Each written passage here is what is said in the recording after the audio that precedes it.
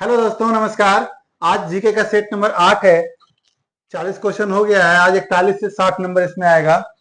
तो इसमें जो कह रहा है उपसर्ग 10⁻15 गुणक के बराबर है। 10⁻15 गुणक के बराबर कौन सा है? पेटा। यानी ये कितने के बराबर है? 10⁻15 के बराबर है। और एक्सा क्या है? 10⁻18 10⁻18 के बराबर है। ठीक है, ये दोनों पॉजिटिव में है और ये दोनों क्या निगेटिव में है। ये 10⁻−15 है और इसका जो होता है 10⁻−18। यानी ये दोनों क्या है? पॉजिटिव में, ये निगेटिव में है। चलिए देखते हैं अगला क्वेश्चन 42 नंबर। स्थानीय सरकार की त्रिस्तरीय प्रणाली में शामिल नहीं है। ये कल क्वेश्चन पूछे थे आप लोगों से और इसका जो आंसर, सही आंसर है, देखिए संघीय सरकार की त्रिस्तरीय प्रणाली जो होता है, इसमें स्थानीय सरकार का त्रिस्तरीय प्रणाली मतलब हो गया पहला ग्राम पंचायत। ये हो गया पहला ग्राम पंचायत। फिर उसके बाद क्या होता है? पंचायत समिति। उसके बाद सबसे बड़ा क्या होता है? जिला परिषद। यानी ये जो तीसरा नंबर है ये नहीं होगा, बाकी तीनों होगा। देखिए सबसे पहले जो है 2 अक्टूबर 1959 को लागू हुआ था ये राजस्थान के नागौर जिला में। ठीक है, उसके बाद 73वां संविधान संशोधन के द्वारा 1992 में इसको लागू किया गया। 24 अप्रैल 1993 से पूरे देश में लागू किया गया। ठीक है, तो इसका आंसर क्या हो गया? बी। अगला क्वेश्चन 43 नंबर। नेपोलियन किस युद्ध में पराजित हुआ था? नेपोलियन जो है किस युद्ध में पराजित हुआ था? वाटरलू युद्ध। ये कहाँ है? ये बेल्जियम में है वाटरलू। ठीक है, इसी युद्ध में ये कब हुआ था? 18 जून 1875 को ये युद्ध हुआ था। इसमें कौन कौन सा था?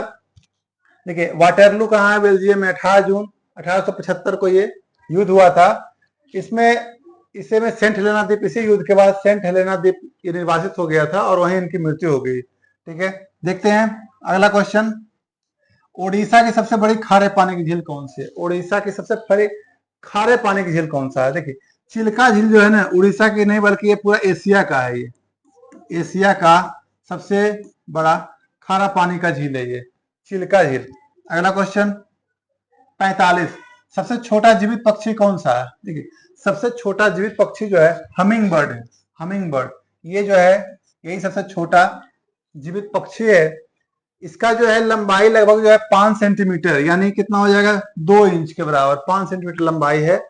और इसका वजन जो है 1.6 से लेकर के 2 ग्राम तक, सिर्फ ग्राम। इसका वजन काफी कम है, लेकिन इसका जो पंख है ना, बहुत ज्यादा उसमें स्पीड होता है।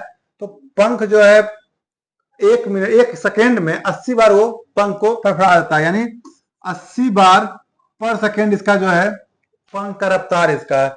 और वो जो पंख इतना स्पीड से होने के कारण हम करके एक साउंड आता है, उसी से नाम इसका हमिंग बर्ड पड़ गया। ठीक है, तो चलिए देखते हैं अगला क्वेश्चन 46 नंबर।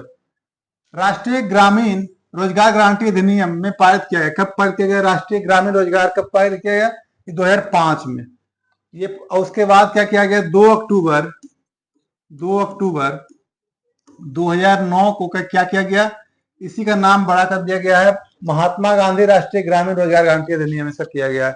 इसमें क्या होता है कि जो गांव साइड जो है बस्ती, वहां पे जो गरीब लोग हैं, मजदूर लोग हैं, उन्हें कम से कम 100 दिनों का काम दिया जाता है। इसमें इसी को रोजगार राष्ट्रीय ग्रामीण रोजगार गारंटी अधिनियम कहा जाता है। अब तो महात्मा गांधी राष्ट्रीय ग्रामीण हो गया है इसमें। देखते हैं अगला क्वेश्चन 47 नंबर। कौन बहुकोषीय जीव नहीं है? मतलब एक कोषीय कौन सा है? यानी बहुकोषीय नहीं है। यानी देखिए बिल्ली, मनुष्य, घोड़ा, ये सब क्या है? बहुकोषीय है। ये क्या? अमीबा। अमीबा क्या है? एक कोषीय है। ठीक है, अगला क्वेश्चन 48 नंबर।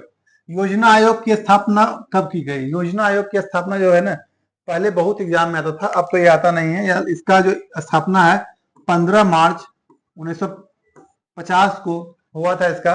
हालांकि 2014 में क्या हुआ?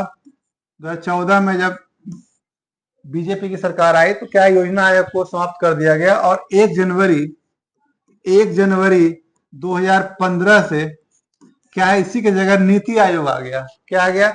नीति आयोग। ठीक है, नीति आयोग आ गया। ठीक है, योजना आयोग हटा के नीति आयोग कर दिया गया। देखते हैं अगला क्वेश्चन। निम्नलिखित में कौन सबसे कठोर पदार्थ? सबसे कठोर पदार्थ कौन सा है इसमें? हीरा। हीरा जो है क्या है? सबसे कठोर है। अगला क्वेश्चन 50 नंबर। रक्त समूह वाले व्यक्ति को एक सार्वभौमिक रक्त दान करता माना जाता है। दान करता इसमें कौन होता है? देखिए ओ निगेटिव जो है ना ये दान करता है, ओ निगेटिव दान करता है, ए बी निगेटिव जो है ये प्राप्त करता होता है। ये क्या होता है? प्राप्त करता होता है। अगला क्वेश्चन, किस राज्य में सबसे बड़ी तट रेखा है? तट रेखा की लंबाई सबसे ज्यादा किस राज्य की है? ये तो बहुत बार आ चुका क्वेश्चन, गुजरात। ठीक है। अगला क्वेश्चन 52 नंबर, संयुक्त राज्य अमेरिका ने एक लोकतांत्रिक संविधान को अपनाया कब? अब देखिए अमेरिका जो है कब स्वतंत्र हुआ था? 4 जुलाई 1776 को वो स्वतंत्र हो गया था बहुत पहले। फिर 1787 में क्या है, संविधान अपना लिया गया, इसको लागू किया गया कब से? 1789 से। सबसे पुराना जो लिखित संविधान है अमेरिका का है, 1789 से लागू हो गया था। देखते हैं अगला क्वेश्चन 53 नंबर, भारत में स्टैच्यू ऑफ यूनिटी दुनिया में सबसे ऊंची प्रतिमा है। भारत में जो है ना स्टैच्यू ऑफ यूनिटी जो है ना गुजरात में है, नर्मदा नदी जो है उसी के पास। किनका है? सरदार वल्लभ भाई पटेल का। ठीक है। कितना है? 182 मीटर, 182 मीटर है, यानी 597 फीट लगभग। ये 182 मीटर लंबाई इसका है। ठीक है। इसका उद्घाटन कब हुआ था? 31 अक्टूबर 2018 को इसका उद्घाटन हुआ था। महानदी और गोदावरी के डेल्टा मृदा में समृद्ध है। महानदी और गोदावरी के डेल्टा जो है जलोढ़ मिट्टी जो है ये काफी उपयोगी है।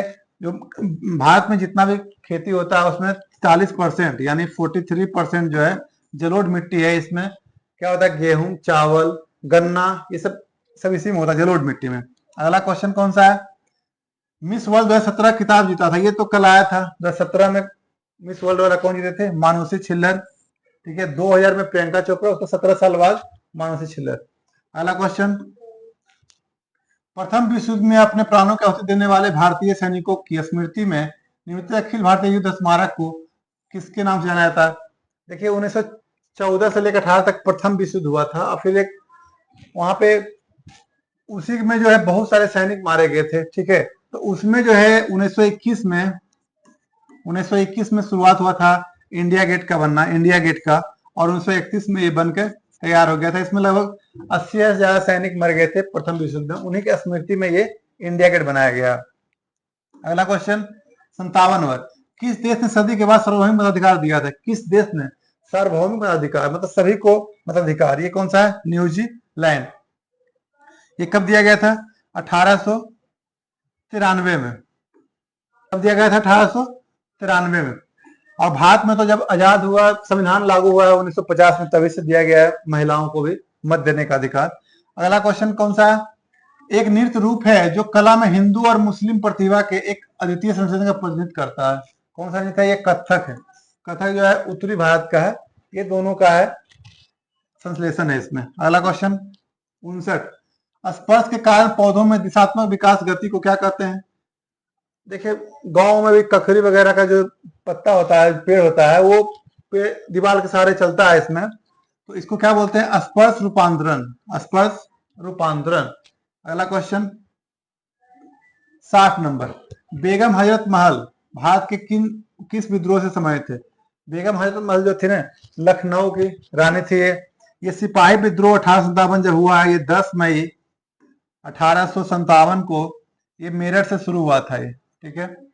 और इसी का लखनऊ में जो है बेगम हजरत महल ने वहां का नेता थी। तो ये था 60 क्वेश्चन। आज क्वेश्चन जो लेके आए हैं आप लोगों के लिए, इसमें कह रहा तराइन के युद्ध में 1192 में पृथ्वीराज चौहान के हाथों पराजित हुए थे। यानी पृथ्वीराज चौहान और किन के बीच युद्ध हुआ था? तराइन का द्वितीय युद्ध। इसका आंसर आप लोगों को बताना है, कमेंट जरूर करके बताएं आप लोग।